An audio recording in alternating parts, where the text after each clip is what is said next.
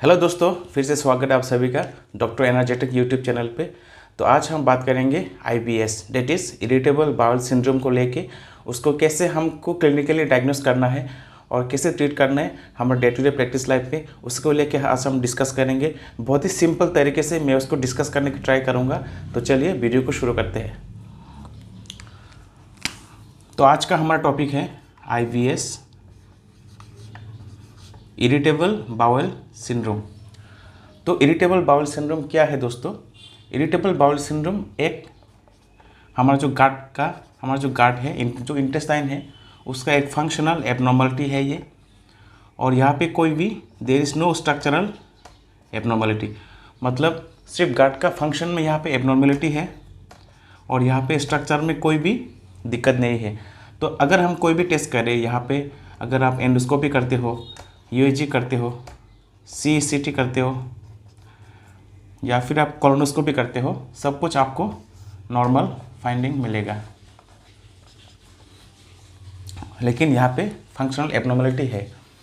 तो दोस्तों, इस आईबीएस को डायग्नोस करने के लिए, इरिटेबल बाउल सिंड्रोम को डायग्नोस करने के लिए कोई भी मार्कर अवेलेबल नहीं है।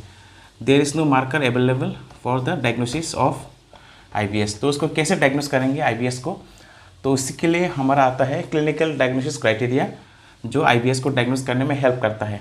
तो दोस्तों, आईबीएस को डायग्नोस करने के लिए हमको एक क्राइटेरिया यूज़ करना है, जो है क्लिनिकल क्राइटेरिया,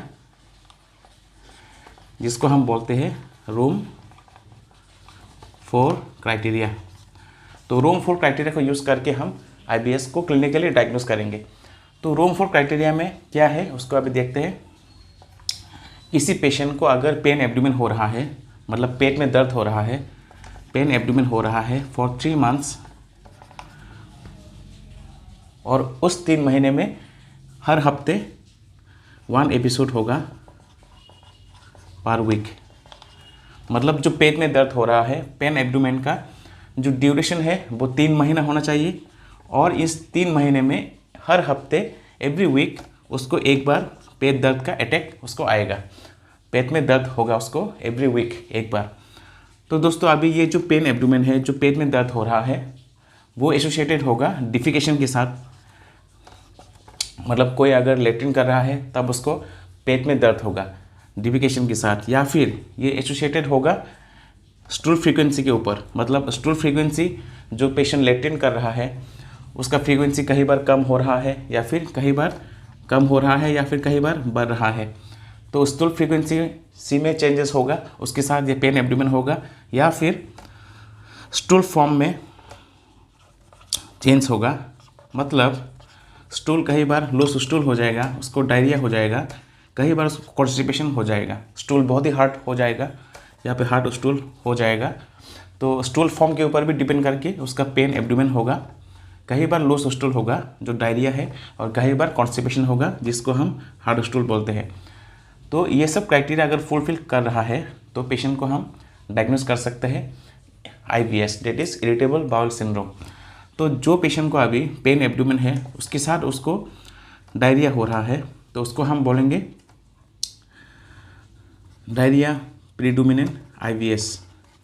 और दोस्तों, जिस पेशेंट को कॉन्स्टिपेशन हो रहा है, साथ में पेन एब्डोमेन हो रहा है 3 महीने से, उसको हम बोलेंगे कॉन्स्टिपेशन प्रीडोमिनेंट आईबीएस।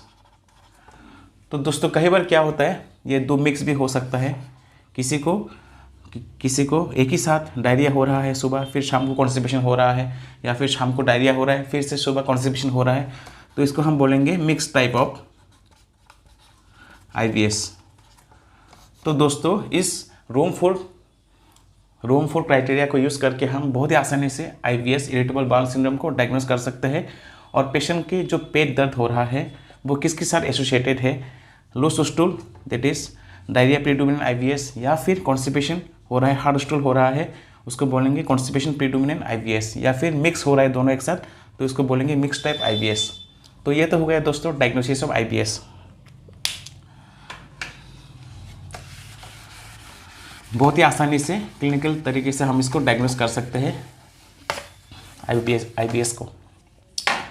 तो दोस्तों, अभी हम नेक्स्ट जाएंगे ट्रीटमेंट के ऊपर।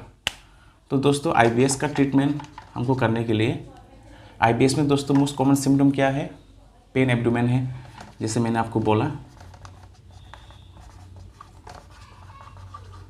तो दोस्तों पेन एब्डोमेन को ट्रीट करने के लिए हम क्या यूज़ करेंगे, अभी हम प्रेस्क्रिप्शन लिख रहे हैं आईबीएस पेशेंट के लिए। तो पेन एब्डोमेन को ट्रीट करने के लिए हम पहला दवाई देंगे उसको एंटीकोलिनर्जिक। कौन सा एंटीकोलिनर्जिक देंगे, सिंथेटिक एंटीकोलिनर्जिक देंगे। उसका नाम क्या है दोस्तों, उसका नाम है डाइसाइक्लोमिन। ये एंटीकोलिनर्जिक, ये ड्रग बहुत ही अच्छे से काम करते हैं पेन एब्डोमेन को रिलीव करने के लिए आईबीएस में। तो डाइसाइक्लोमिन अभी कैसे देंगे दोस्तों, डाइसाइक्लोमिन टेबलेट फॉर्म में आता है और इंजेक्शन फॉर्म में भी आता है। टेबलेट फॉर्म में हम उसको शुरू करेंगे 10 to 20 मिलीग्राम। मैक्सिमम डोज हम उसको दे सकते हैं 80 मिलीग्राम पर डे। तो हम 10 to 20 मिलीग्राम से देंगे उसको देना है 4 times a day, 30 minute before meal. तो खाना खाने से आधा घंटा 30 मिनट पहले पेशेंट इसको टैबलेट को लेगा। 10 to 20 मिलीग्राम से हम शुरू कर सकते हैं टैबलेट डाइसाइक्लोमिन, जो एक सिंथेटिक एंटीकोलिनर्जिक ड्रग है। तो अगर अभी 1-2 हफ्ते लेने के बाद इसका पेन एब्डोमेन कंट्रोल नहीं हो रहा है, we can increase the dose up to 80 milligram. तो दोस्तों डाइसाइक्लोमिन देने के बाद भी अगर पेशेंट का पेन एब्डोमेन ठीक नहीं होता है तो हम दूसरा ड्रग ऐड कर सकते हैं। उस ड्रग का नाम है पेपर मिंट ऑयल। ये दोस्तों इसका डोज है 180 to 400 मिलीग्राम। मैक्सिमम डोज है उसका 1200 मिलीग्राम। तो 180 to 400 मिलीग्राम का डोज में एक ये कैप्सूल आता है पेपरमिंट ऑयल कैप्सूल। ठीक है दोस्तों, तो ये लेना है दिन में 3 बार TDS। तो TDS करके लेना है। ये भी जो IBS में पेन एब्डोमेन को कम करने के लिए हेल्प करता है। तो हम पहला ड्रग यूज़ करेंगे डाइसाइक्लोमिन, सेकंड ड्रग यूज़ करेंगे peppermint oil soft gel capsule. तो दोस्तों ये तो हो गया पेन एब्डोमेन। तो दोस्तों IBS में बेसिकली 2 तरीके का सिम्टम हमको मिलेगा। तो पेन एब्डोमेन की ट्रीटमेंट हमने कर लिया यहाँ पे। अभी दोस्तों हमें 2 तरीके का सिम्टम मिल सकता है IBS में, जैसे कि मैंने पहले बोला आपको कि IBS 2 तरीके का होता है। एक तो होता है दोस्तों डायरिया प्रीडोमिनेंट IBS, और दोस्तों दूसरा होता है कॉन्स्टिपेशन प्रीडोमिनेंट IBS। तो दोस्तों अभी अगर किसी पेशेंट को डायरिया हो रहा है, साथ में उसको IBS है, तो पेन एब्डोमेन के लिए हम तो ये दवाई दे देंगे। साथ में उसको क्या ऐड करेंगे, हम ऐड करेंगे नंबर 3 ड्रग में यहाँ पे लिख रहा हूँ। अगर पेशेंट को डायरिया हो रहा है तो हम उसको ऐड करेंगे टैबलेट लोपेरामाइड उसको ऐड करेंगे अगर पेशेंट को डायरिया के साथ पेन एब्डोमेन हो रहा है तो दोस्तों लोपेरामाइड का डोज कैसे शुरू करेंगे, 2 to 4 मिलीग्राम उसको देना है दोस्तों। उसको देना है बेसिकली, उसको दे सकते हैं after every H loss stool. पहले पेशेंट 4 मिलीग्राम स्टेट खा लेगा, उसके बाद after every H loss stool patient इसको ले सकते हैं। तो उसको दोस्तों इसका मैक्सिमम डोज है 12 to 16 मिलीग्राम पर डे के हिसाब से हम उसको दे सकते हैं। तो पहले पेशेंट 4 मिलीग्राम खा लेगा, उसके बाद जितनी बार उसको लॉस स्टूल हो रहा है, पतला पायखाना हो रहा है, तब बार वो 2 मिलीग्राम करके इस टेबलेट को ले सकता है। इसका मैक्सिमम डोज है 12 to 16 मिलीग्राम पर डे। तो ये देने से उसका जो लूज स्टूल है वो कंट्रोल हो जाएगा। साथ ही साथ पेन एब्डोमेन के लिए हम ये दवाई दे देंगे। तो दोस्तों एंटी डायरियल ड्रग देना है अगर किसी पेशेंट को डायरिया प्रीडोमिनेंट हुआ तो दोस्तों अभी बात करेंगे अगर किसी पेशेंट को कॉन्स्टिपेशन हो रहा है यहाँ पे, तो कॉन्स्टिपेशन में तो हम एंटी डायरियल ड्रग नहीं देंगे। कॉन्स्टिपेशन में हम दूसरा ड्रग देंगे along with that pain abdomen management in case of IBS। तो दोस्तों अगर किसी का कॉन्स्टिपेशन प्रीडोमिनेंट टाइप IBS हो रहा है, उसमें हम यूज़ कर सकते हैं दोस्तों टैबलेट लोबिप्रोस्टोन।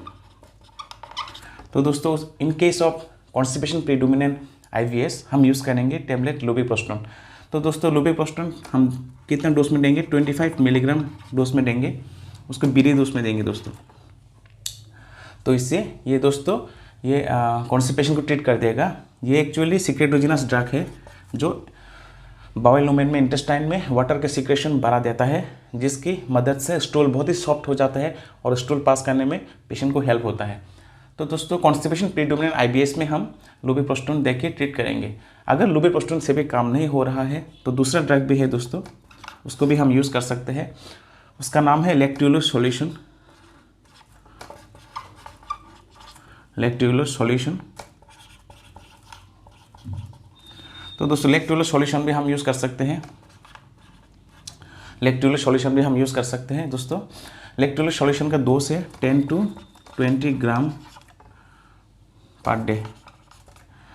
तो दोस्तों लैक्ट्यूलोज सॉल्यूशन मतलब बहुत सारा सिरप आता है, डुफालेक्स सिरप आता है, लैक्ट्यूलोज सॉल्यूशन, लैक्ट्यूलोज सिरप डायरेक्ट आता है, सिरप एम्प्टी आता है, तो बहुत सारा सॉल्यूशन आता है, उसको भी हम दे सकते हैं कॉन्स्टिपेशन प्रीडोमिनेंट आईबीएस को ट्रीटमेंट करने के लिए। तो दोस्तों अभी हमारा जो आईबीएस है उसका ट्रीटमेंट लगभग हो चुका है। पेन एब्डोमेन के लिए हमने डाइसाइक्लोमिन या फिर हमने पेपरमिंट ऑयल यूज़ करेंगे। अगर किसी को डायरिया हो रहा है तब टैबलेट लोपिरामाइड यूज़ करेंगे। अगर डायरिया नहीं हो रहा है, कॉन्स्टिपेशन हो रहा है, तब हम यूज़ करेंगे टैबलेट लुबिप्रोस्टोन या फिर लैक्ट्यूलोज सॉल्यूशन। तो दोस्तों अभी तो हमारा ट्रीटमेंट लगभग ख़त्म हो चुका है, लेकिन हमको और एक बात का ध्यान रखना है। कोई सा भी आईबीएस पेशेंट में हमको दोस्तों आईबीएस पेशेंट में हमको एक एंटीबायोटिक यूज़ करना है। तो ये एंटीबायोटिक दोस्तों यूज़ करेंगे, इसका नाम है रिफैक्सिमिन 550 mg। इसको दोस्तों देना है बीडी डोज के लिए 1 tablet BD dose for 14 days. तो दोस्तों हम कोई सभी आईबीएस पेशेंट हो, चाहे डायरिया प्रीडोमिनेंट या फिर कॉन्स्टिपेशन प्रीडोमिनेंट, उसमें हम ये जो हमारा नंबर चौथा ड्रग है एक एंटीबायोटिक यूज़ करेंगे जिसका नाम है रिफैक्सिमिन 550 mg 1 टेबलेट बीडी करके फॉर 14 डेज। तो दोस्तों हम ये रिफैक्सिमिन एंटीबायोटिक क्यों यूज़ कर रहे हैं, उसका रीज़न है दोस्तों, ये जो एंटीबायोटिक है ये नॉन एब्जॉर्बेबल एंटीबायोटिक है। तो ये गाट में ही सिर्फ काम करेगा आपका, इसका सिस्टेमिक एब्जॉर्प्शन नहीं होगा। तो सिस्टेमिक एब्जॉर्प्शन नहीं होने से उसका कोई भी सिस्टेमिक साइड इफेक्ट नहीं होता है। तो इसीलिए हम ये रिफैक्सिमिन एंटीबायोटिक यूज़ करते हैं आईबीएस में। और इसका यूज़ करने का मेन मोटिव है ये गाट माइक्रोबायोटा को चेंज कर देता है। जो गाट माइक्रोबायोटा है उसको चेंज करता है। जो भी हार्मफुल बैक्टीरिया है देखा गया है गाट में, वो आईबीएस सिम्टम को बहुत ही ज़्यादा बढ़ा देता है या फिर आईबीएस सिम्टम को होने में मदद करता है। तो वो उन्हीं हार्मफुल बैक्टीरिया को ख़त्म करने के लिए हम रिफैक्सिमिन 550 mg यूज़ कर रहे हैं गाट माइक्रोबायोटा को थोड़ा सा मॉडिफाई करने के लिए, ताकि हमारा जो आईबीएस का सिम्टम हो वो कम हो। तो दोस्तों ये रहा ओवरऑल आईबीएस का ट्रीटमेंट। तो दोस्तों ये रहा ओवरऑल आईबीएस का ट्रीटमेंट। आई थिंक ये वीडियो आपके लिए बहुत ही हेल्पफुल होगा। तो मिलते हैं फिर से नए वीडियो पे। आज के लिए बस इतना ही। तब तक रहिए stay fit, stay healthy. Bye bye, see you in next video with some more interesting topic.